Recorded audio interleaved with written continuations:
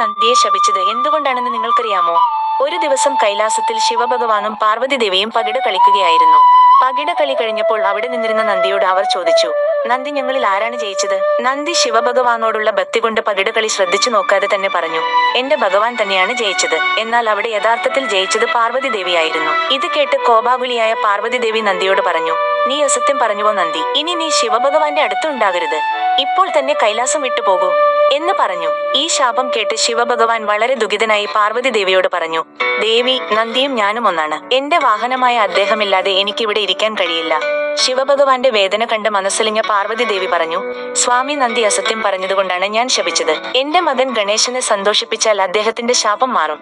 ഇത് കേട്ട് നന്ദിദേവൻ ഗണപതി ഭഗവാന്റെ അടുത്തുപോയി മോദകം തുടങ്ങിയ മധുര പലഹാരങ്ങൾ കൊടുത്തു. എന്നാൽ അതൊന്നും കണ്ടു ഗണപതി ഭഗവാൻ സന്തോഷിച്ചില്ല.